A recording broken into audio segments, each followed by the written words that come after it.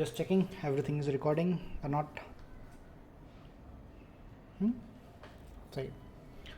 So नमस्कार.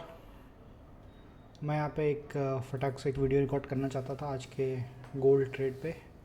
आज मैंने गोल्ड और नैस्डैक दोनों पे एक्सपेरिमेंट किए और कुछ अकाउंट पे ट्रेड्स भी लिए हैं. वो मैं दिखाऊंगा आज. सिंस ये मेरा चैनल नया है, मैं इसमें एक स्ट्रैटेजी फॉलो करना चाहता था, 1 ट्विस्ट पर ट्रेड. तो हर एक वीडियो में ये पर ट्रेड या पर वीडियो दोनों ही वर्ड सही हैं इसमें. तो मैं हर एक वीडियो में या हर एक ट्रेड पे कोई एक यूनिक चीज़ कोशिश करूँगा जो मुझे पता है, जो मैंने सीखी है. मोस्टली मैंने सब कुछ फ्री में यूट्यूब से सीखा है. मैंने सब कुछ अपनी रिसर्च बेस्ड कुछ किताबों से, कुछ यूट्यूब वीडियो से सीखा है. और मैं कोशिश करूँगा कोई एक इंटरेस्टिंग चीज़ बताऊँ जिससे आपकी ट्रेड में हेल्प हो. जिससे अच्छे ट्रेड बनते हो, बस आप अच्छा सेटअप समझ के ट्रेड ले सको. आज का दिन बड़ा कमाल का था. आज मैंने एक माई फंडेड फ्यूचर्स का एक फंडेड अकाउंट लिया है और इस पर मैं ट्रेड करके जो है क्या कहते हैं, मैं हर एक ट्रेड रिकॉर्ड करना चाहता हूँ. आज मैंने सिर्फ एक ट्रेड लिया इस पर, बाकी प्रैक्टिस थी डेमो पे. एक ट्रेड लिया, उसमें मुझे 419 का प्रॉफिट हुआ. हम उसी के बारे में बात करेंगे, मेरा सेटअप क्या था वगैरह वगैरह. मैं अपना हर ट्रेड इस पर रिकॉर्ड करूँगा और इसको उसी सीरीज़ में रखूँगा. जिस भी वीडियो में कोई एक यूनिक चीज़ शेयर करूँगा, कोई भी एक नई चीज़ कि इस सेटअप में कुछ यूनिक क्या था या किस चीज़ ने इस सेटअप को या ट्रेड को ज़्यादा सक्सेसफुल बनाया, उसको मैं स्पेशल एक प्लेलिस्ट बना के उसमें सेव किया करूँगा. उसका नाम वही रहेगा, 1 ट्विस्ट पर ट्रेड.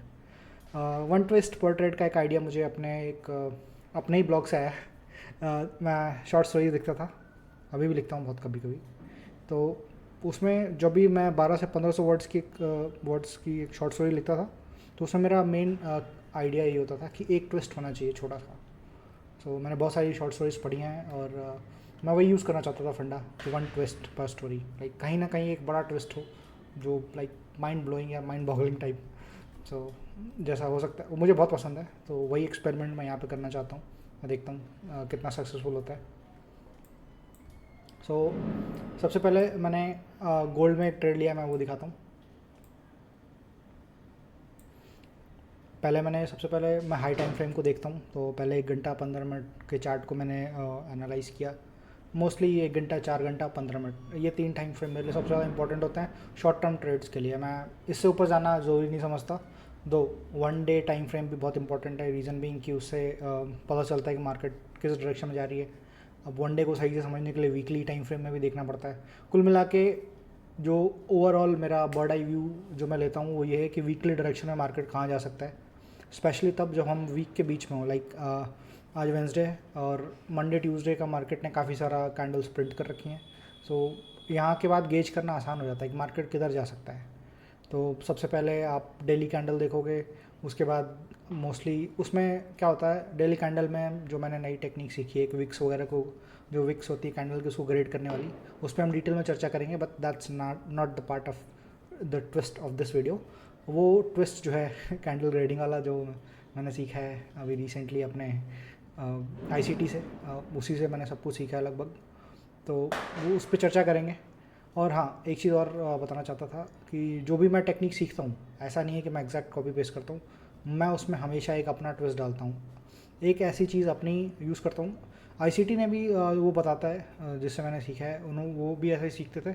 उन्होंने क्या किया कि बहुत सारी चीज़ें देखी और शुरुआत में उन्होंने एक ट्रिक स्ट्रैटेजी का इस्तेमाल किया जिसको कहते हैं अडॉप्टिंग एवरीथिंग. मतलब आप जब तक आप नौ सीख रहे हो, तो आप कोई भी एक स्ट्रैटेजी जो काम कर रही है औरों के लिए, उसको अडॉप्ट कर सकते हो क्विकली. जैसे ये कैंडल का कलर देख सकते हो आप, मैं ग्रीन और ब्लैक यूज़ करता हूँ क्योंकि ये देखने में ज़्यादा अच्छी लगती हैं, आँखों के लिए भी सही रहती हैं वगैरह वगैरह. मुझे ऐसे मैंने बहुत सारे चार्ट कंपेयर किए हैं, मुझे ये 4-5 तरह के डिज़ाइन ये सबसे पसंद है, तो मैंने क्विकली अडॉप्ट कर लिया. फिर आप कुछ इंडिकेटर्स देख रहे हो जिसमें एशिया, लंडन, ये सब मार्क है. ये बहुत काम की चीज़ें हैं क्योंकि इन सेशंस में स्पेशल मूव्स आते हैं. इफ़ यू नोटिस, ये ग्रीन वाला देखो, ये न्यूयॉर्क ओपन का है, ठीक है. ये एशिया का टाइम फ्रेम में 8 से 12 का है. ये न्यूयॉर्क सेशन टाइम फ्रेम है 8 से 12. इंडिया में 12, इनके 12 के हिसाब से हमारे यहाँ 9:30 बजे होते हैं सुबह के, और 4 घंटा पहले देख लो, 5:30 से 9:30 इंडियन टाइम में सुबह. और ये लंदन सेशन का है। इनके यहाँ 2 से 5 ये टाइम फ्रेम में मार्क्ड है रेड स्क्वायर, और हमारे यहाँ जब ये लंदन सेशन 2 यहाँ बज रहे होते हैं, 2.5 घंटा पहले कर लो, तो 11:30 के आसपास। और तो मैं भी वही यूज़ करता हूँ। मैं क्विकली मैंने जो भी स्ट्रेटजी अडॉप्ट किए हैं उसको हमेशा एक अपने ट्विस्ट के साथ यूज़ करता हूँ। ICT भी यही करता था शुरुआत में, उन्होंने भी यही किया, और मैं भी वही प्लान कर रहा हूँ। और एवरीथिंग इज़ रिकॉर्डिंग गुड। सो मैं बताऊँगा पहले कि मैंने क्या सीखा और उसमें मेरा मिक्स क्या था।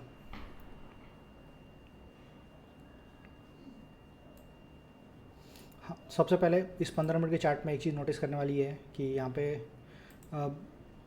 एक SMT है। जैसे आप जो ये कैंडल नोटिस कर रहे हो ना, जिसमें ये फेयर वैल्यू गैप है, ये बड़ा सा, ये कैंडल वो यहाँ पे है ये जो सबसे पहले मैं 3 चार्ट्स को कंपेयर करता हूँ हमेशा, ठीक है। उसके प्राइस एक्शन में अगर कहीं से भी SMT बन रही हो तो मैं उस SMT को ट्रेड करता हूँ। SMT एक तरह से एक क्रैक इन कोरिलेशन है। कहने का मतलब ये कि मार्केट एक जैसी होनी चाहिए, ठीक है। आप देख रहे होगे ये कॉपर है, ये गोल्ड है, ये सिल्वर है, ठीक है। आप देखो ज़्यादातर ट्रेड्स चार्ट्स सेम तरीके से चल रहा है। इसके ऊपर अगेन ये भी एक बहुत बड़ा ट्विस्ट है, मज़ेदार मैं इस पर डिटेल में वीडियो बनाऊंगा।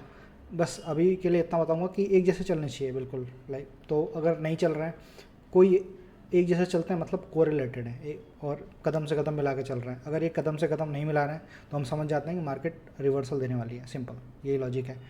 तो यहाँ पे ये जो फेयर वैल्यू गैप बना है, ये रेड बॉक्स, ये इस कैंडल में है। जो यहाँ पे ये कैंडल जो नीचे है ना, ये वाली, तो सिंस ये कैंडल नीचे है और यहाँ पे ये कैंडल ऊपर है, तो ये कैंडल यहाँ ऊपर कहीं इन लोगों के पास इधर है और मार्केट उधर गया नहीं, इसी फेयर वैल्यू गैप तक रह गया और यहाँ पे ये कैंडल नीचे है। ये एक तरह से क्रैक इन कोरिलेशन है। इसमें मार्केट ज़्यादा ऊपर चला गया है, इसमें मार्केट सिर्फ इस कैंडल तक रह गया है, यहाँ तक नहीं गया है, यहाँ तक नहीं गया है।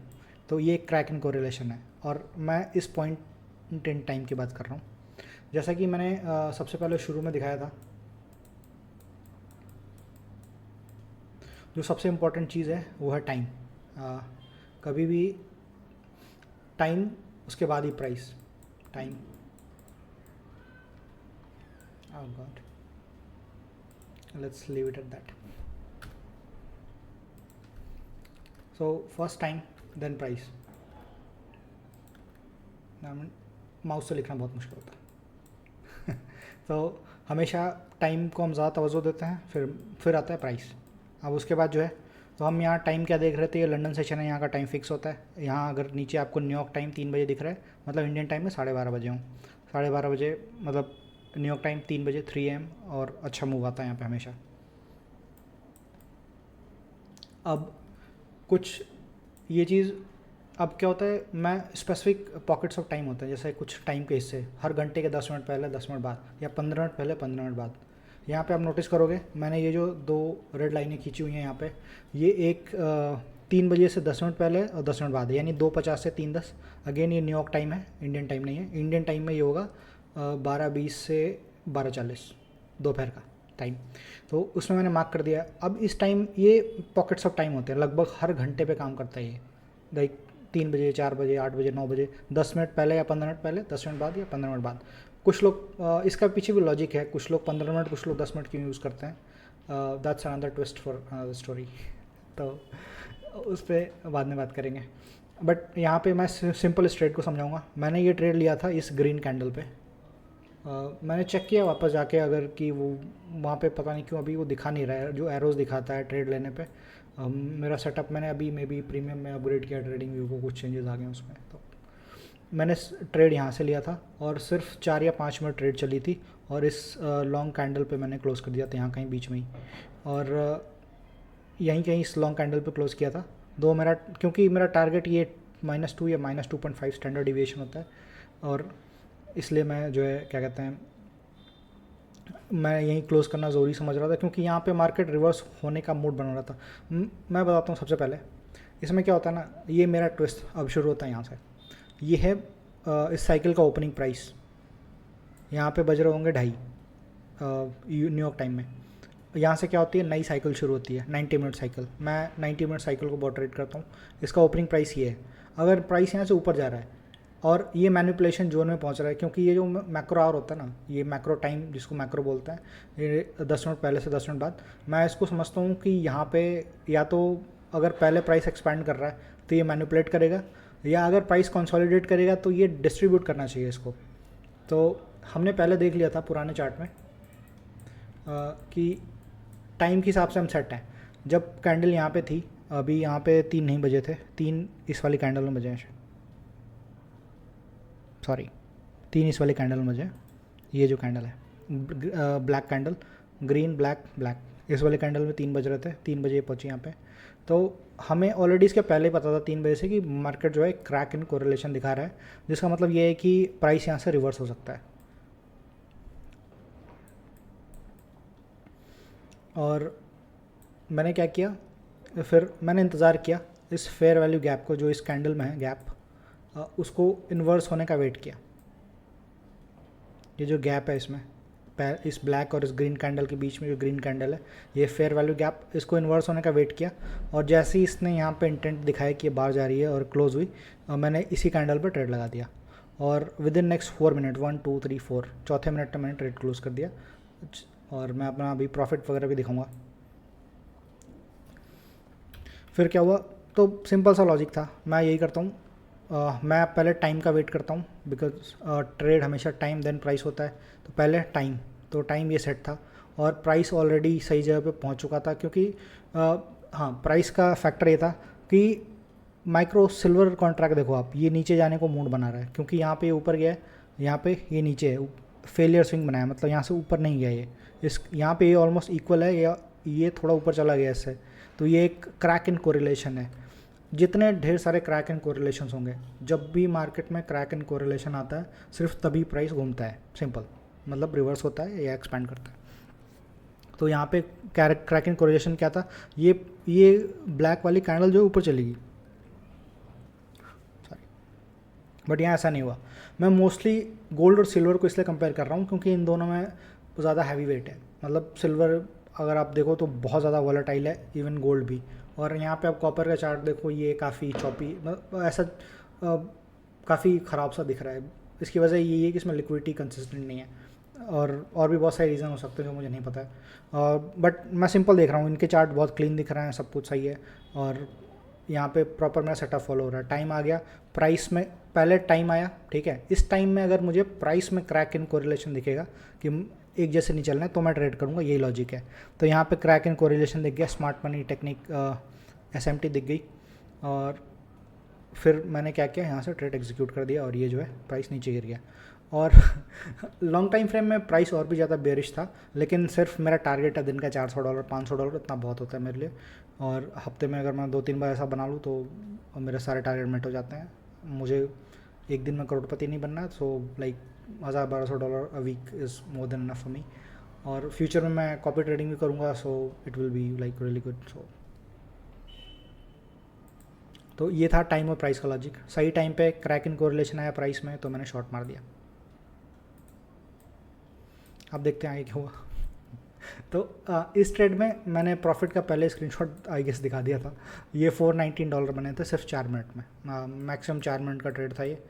पहले प्राइस टाइम में यहाँ पहुँचा, फिर क्रैक हुआ, मैंने शॉर्ट मारा, ट्रेड बन गया। इस पर मैंने वीडियो भी रिकॉर्ड करी है, वेट नहीं सॉरी, इस पर रिकॉर्ड नहीं करी है, क्योंकि जब तक मैं ट्रेड लगाता और मैं देखता कि ये सही जा रहा है कि नहीं, तब तक मतलब टारगेट हिट हो गया था, सो रिकॉर्ड करने का टाइम ही नहीं मिला। लाइक 3-3.5-4 मिनट की ट्रेड थी, तो मतलब इससे पहले मैं ऑन करूँ, ट्रेड मैनेज करूँ, वो टारगेट हिट हो गया। हाँ, सेकंड ट्रेड, ये मेरी प्रैक्टिस ट्रेड थी, क्योंकि मैं अपना सेम कॉन्सेप्ट बार बार ट्राई करता हूँ। अब आप देखो, ये दोनों लाइनें कहाँ हैं, 8:50 से 9:10, सेम कॉन्सेप्ट है, ठीक है। इसमें मैंने क्या किया, प्राइस को वेट किया मैनिपुलेट करने का। और हाँ, यहाँ पे मैंने एक गलती भी की थी। प्राइस मेरा सेटअप यहाँ भी बना रहा था, लेकिन यहाँ 7:50 से 8:10 के बीच में। लेकिन सिंस इस समय मैं अवेलेबल नहीं था, मैं कभी करीब यहाँ पे आया, अपने सिस्टम में चार्ट देखा, तो मैंने कोशिश की इसको कैप्चर करने के लिए, क्योंकि मैं स्टैंडर्ड डिविएशन में एटलीस्ट -2 टारगेट करता हूँ। लेकिन यहाँ पे बहुत स्ट्रॉन्ग रेजिस्टेंस था, यहाँ पे ये एक 15 मिनट फेयर वाली गैप भी था, और भी रेजिस्टेंस था एक्स्ट्रा। तो इसलिए प्राइस को जाने नहीं दे रहा था ये ऊपर तो लेकिन खैर। और एक और चीज़ बहुत इंपॉर्टेंट, जब भी प्राइस ये -1 स्टैंडर्ड डिविएशन पे आता है मेरा सेटअप फॉलो करते हुए, -1 से -1.5 के बीच में एक रिवर्सल देता है और कोई एक लिक्विडिटी खा के ऊपर जाएगा वापस। तो बिल्कुल वही हुआ, ये मुझे पता था कि ऐसा ही होता है। तो जब मेरा पहला सेटअप फेल हुआ, ठीक है, तो मैं बिल्कुल, मुझे कोई टेंशन नहीं है, एक छोटा सा मतलब सेटअप था, कोई दिक्कत नहीं है। जबकि इसको काम करना चाहिए था, एटलीस्ट इस 15 मिनट के फेयर वाले गैप को टच करना ही था, क्योंकि मार्केट एक गैप से दूसरे गैप पे, एक लिक्विडिटी से दूसरे लिक्विडिटी तक जाती ही जाती है।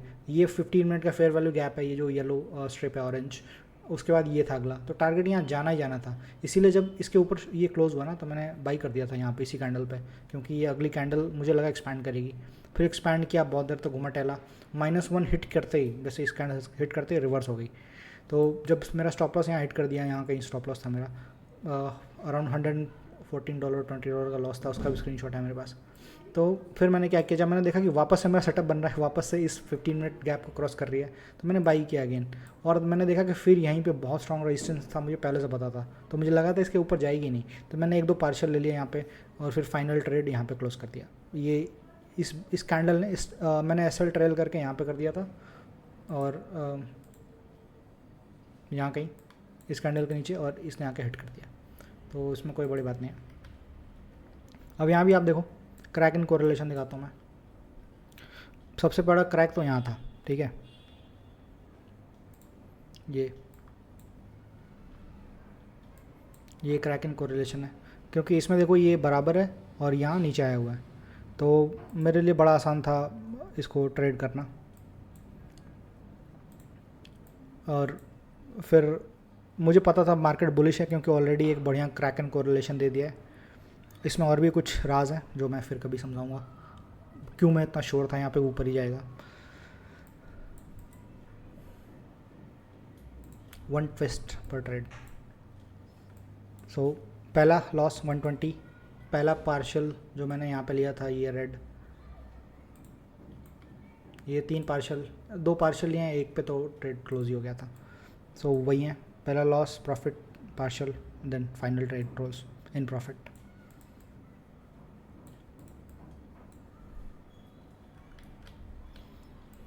तो आई गेस आज के लिए इतना ही, मेरे पास इतना ही था।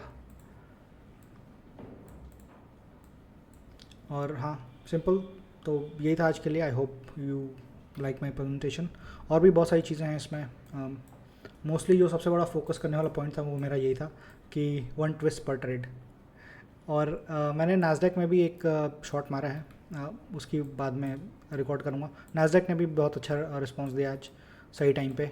सो बस आप ये याद रखना कि time is insurmountable and time is most important thing among in trading, like time then price. So आप 1 ट्विस्ट पर ट्रेड को याद रखना। मैं इस पर और भी बहुत सारी वीडियो बनाऊँगा। आई होप आपको ये वीडियो पसंद आए।